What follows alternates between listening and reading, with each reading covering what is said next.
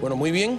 Tenemos aquí a mi derecha a Rosa María Payá, del Movimiento Cristiano Liberación. Esta es tu casa. Eres siempre bienvenida, de verdad. Gracias, Cabo. Buenas noches. Cómo no. Y me alegra que me hayas traído al doctor Carlos Rafael Jorge Jiménez. Es el nombre suyo. Felicidades, muchísimas gracias por estar acá. Todos seguimos muy de cerca cuando él se presentó allí en Brasilia, en ese momento álgido en que estaba en la discusión a nivel nacional sobre la presencia o no de los médicos, si era buena o no los médicos cubanos. Y nos sorprendió, dijimos, mira ese brasileño, qué bien nos defiende. Después descubrimos que no, que era cubano, que llevas allá, ¿qué? 10 años, ¿no? 12 años. 12 años, y que... ¿Cómo tuviste la oportunidad de llegar allí? Yo salí de Cuba como turista, salí para Bolivia, bueno, buenas noches primero, y de Bolivia fui para Brasil y fui quedándome ahí en Brasil, trabajando y homologando todos mis diplomas. Eso. Poco a poco, ¿no? ¿Y qué tal si vemos un poquito más de las imágenes de la llegada de esos médicos, ¿no? Allí, porque a mí me parece que ilustra muchísimo las verdaderas intenciones del gobierno cubano al llevar. ¿Cuántos médicos son? ¿Una delegación de qué? En estos momentos tiene más de 4.000 y ya están hablando de 6.000 para llevar hasta allá. Ajá. Vamos a ir viendo un poco de las imágenes de las llegadas de ellos allá. Porque yo quiero que usted me diga si estamos o no de acuerdo en el hecho de que no se trató de una llegada discreta, de que ahí estamos viendo, están con banderas, con consignas, vestidos de blanco, no tenían pues necesidad, como si fuera un uniforme paseando la bandera cubana. O sea, es una delegación política. ¿Le parece? Es evidente cuando llegan estos médicos cubanos allá al Brasil que es una cosa política completamente, porque llegaron dos grupos de médicos, los médicos cubanos y los médicos no cubanos, que llegaron a ese programa que se llama Programa Más Médico. Los médicos no cubanos llegaron y nadie supo que llegaron, fueron médicos de Portugal, de España, de Bolivia, de Argentina, y ellos llegaron y están trabajando allá normal, ganando su salario normal. Llegan los médicos cubanos y llegan de una forma estruendosa, con banderas, vestidos con chalecos de médicos, que no tenían por qué llegar, porque ellos llegaron a un avión, ellos no iban a trabajar en una clínica en ese momento, ellos solo iban a llegar a Brasil. Y cuando llegaron de esta forma, que evidentemente fue una maniobra política del gobierno de Brasil, porque cuando ellos llegan, el gobierno de Brasil está en una etapa de baja en la aceptación de la población. Fue un gobierno de izquierda, ¿no? Un gobierno de izquierda, una exguerrillera en el poder. Una exguerrillera. La mayoría de los cuadros de este partido, del PT, fueron formados y entrenados en Cuba. Son amigos. El Partido de los Trabajadores, ¿no? Sí, el Partido de los Trabajadores.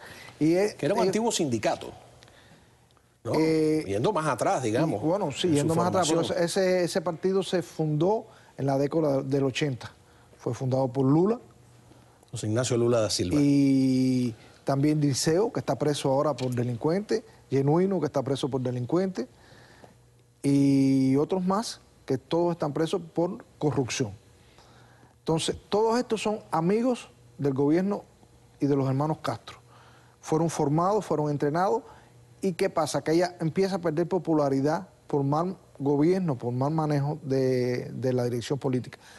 Y ella ve como una cosa política traer estos médicos para darle una cierta bonanza de tranquilidad al pueblo brasilero.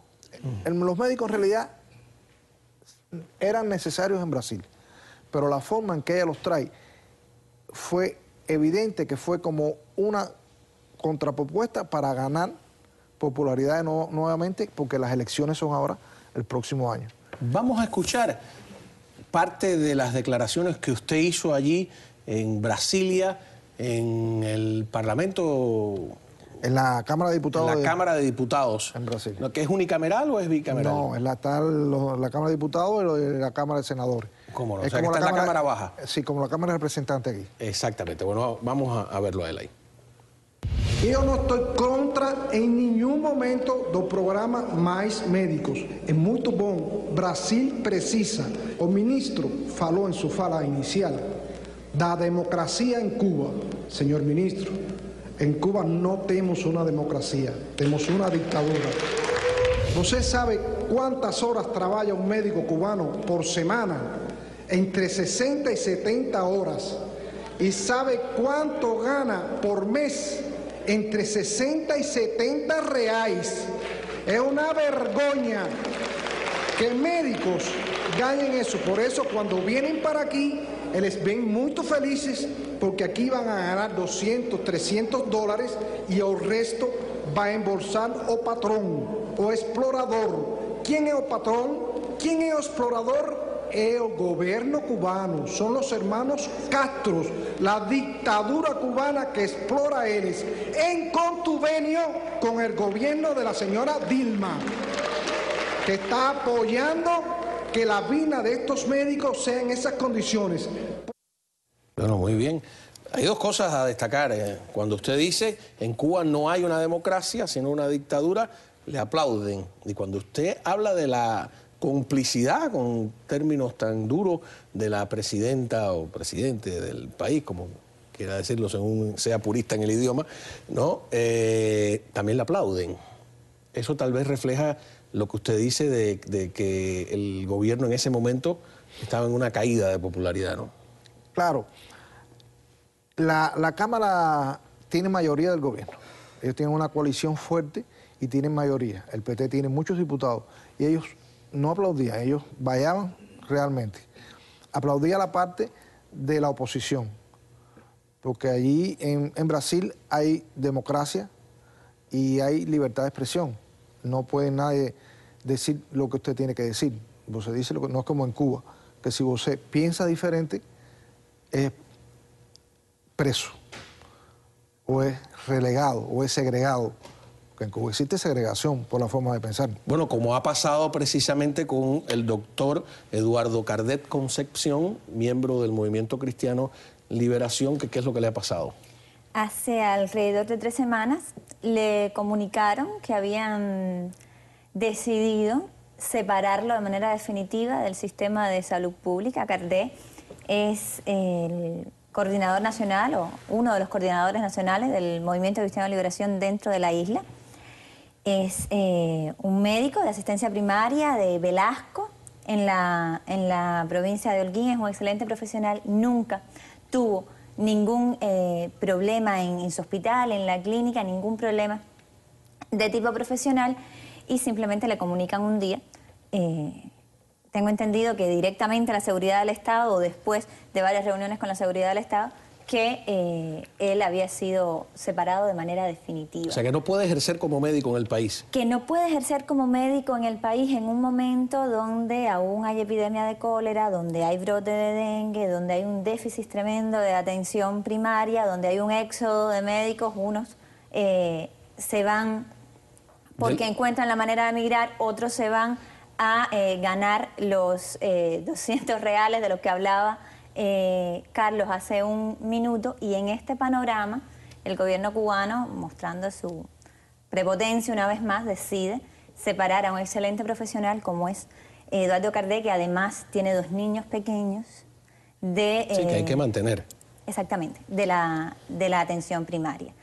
Pero hace unos días, Eduardo Cardet y alrededor de 30 miembros más del Movimiento Cristiano de Liberación ahí en Velasco, dentro de los que se encuentra una doctora ginecóloga, también de Holguín, no de Velasco, fueron golpeados. Se encontraron de pronto en un cerco que formó parte de la ola represiva del 10 de diciembre, donde estuvieron más de 6 horas acosados por efectivos militares. Ya no estamos hablando, Cao, de esas personas que el gobierno manipula, que traen de lugares lejanos para abusar, para amenazar, a veces para golpear a los disidentes. Estamos hablando de efectivos militares, personas que vinieron incluso del aeropuerto, ¿no? Personal de aduana, preparados, entrenados, golpeando a veces a familias, ¿no? Porque estamos hablando de un cerco a una casa donde había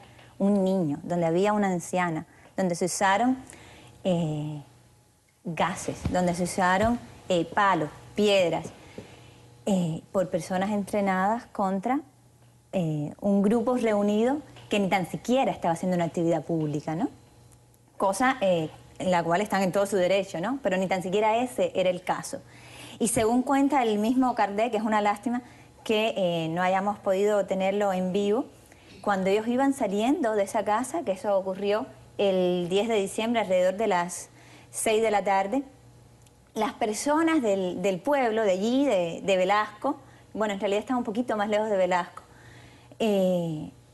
los recibieron con alegría, ¿no? Los recibieron con muestras de afecto y, bueno, pues Kardec nos contaba y contaba también a los medios después en las entrevistas telefónicas que pudo dar que eso enfureció a los militares y que la represión a partir de ahí fue aún peor. Eso se repitió en Las Tunas, se repitió, bueno, en todo el país, también con las Damas de Blanco, con otros miembros de la oposición, con periodistas en La Habana. Hubo muchísimas detenciones también y esta es la manera en la que pues se sigue incrementando la violencia contra los miembros de la oposición y se intenta a la vez pues dar la imagen de que en Cuba comienza una transición. Claro que no.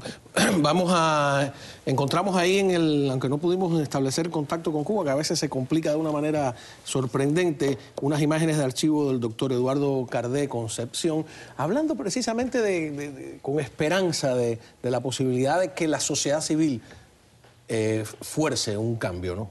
Vamos a escuchar. Todo va a ir paso a paso, con el esfuerzo, la voluntad, y se van a lograr muchas cosas positivas en un tiempo cercano. No damos plazo ni decimos nada porque eso es algo absurdo. Sí sabemos que es un buen momento para seguir trabajando y eso es lo que nos llena de esperanza. Y nada, lograremos los objetivos.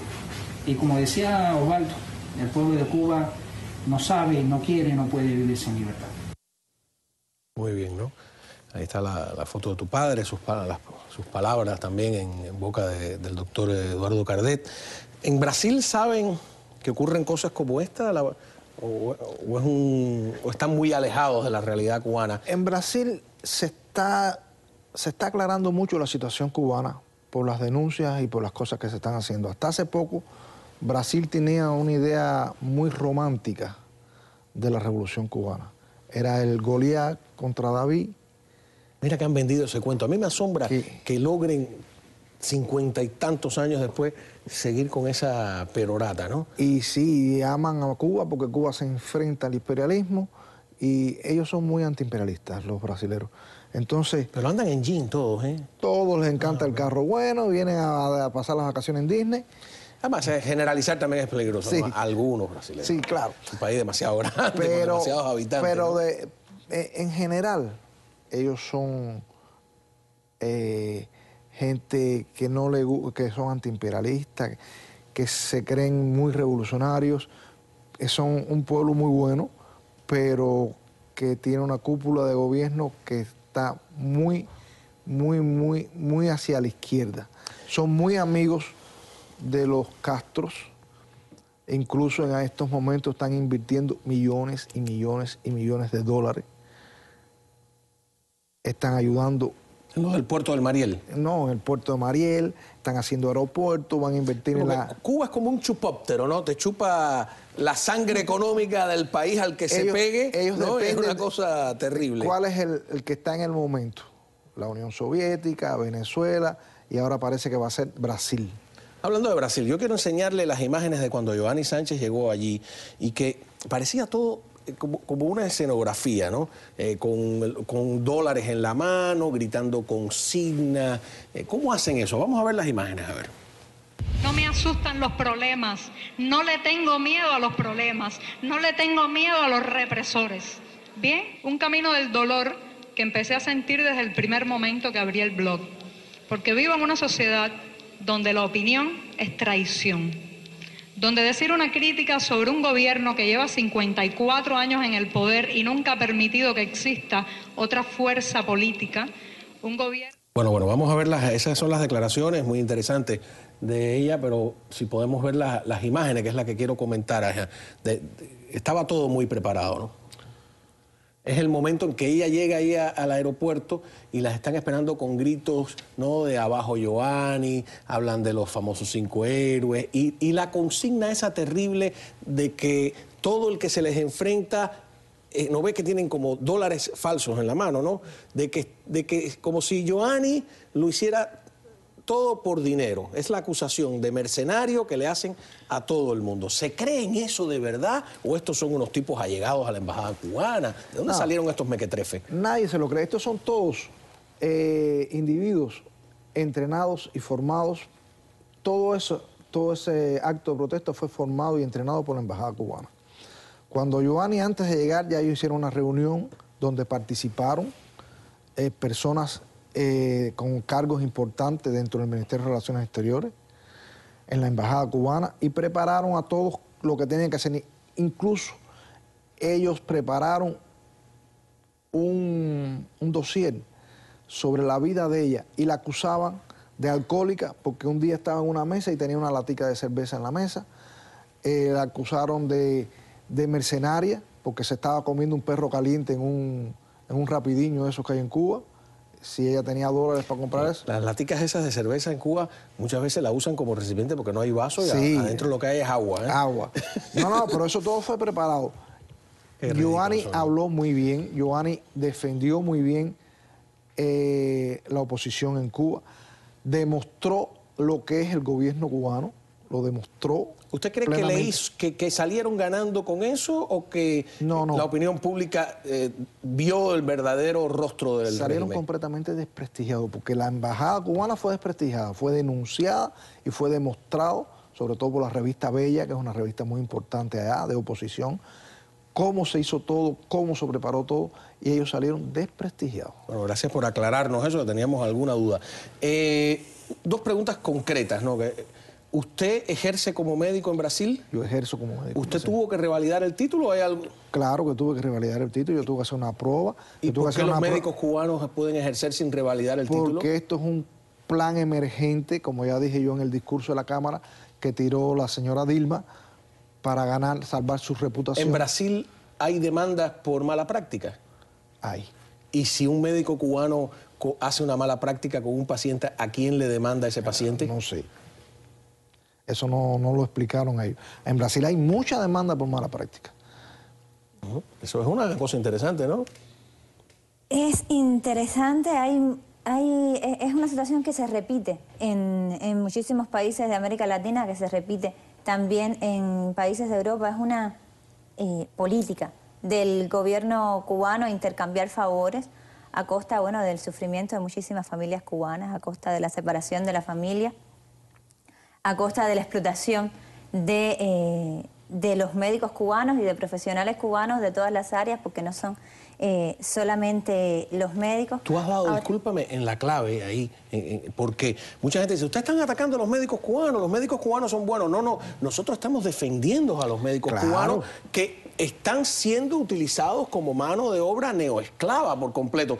Y te pueden decir, bueno, pero ellos están contentos. Bueno, están contentos porque no entienden de verdad que es la libertad. Nos vamos a una breve pausa, regresamos enseguida aquí con Rosa María Payá y el doctor Carlos Rafael Jorge Jiménez. No se vaya, que ya volvemos.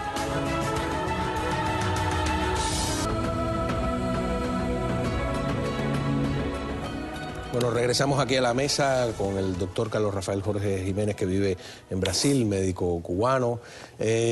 Hablábamos de que en realidad se estaban defendiendo a los médicos cubanos. ¿Lo entenderán ellos, que lo que estamos haciendo es defendiéndole?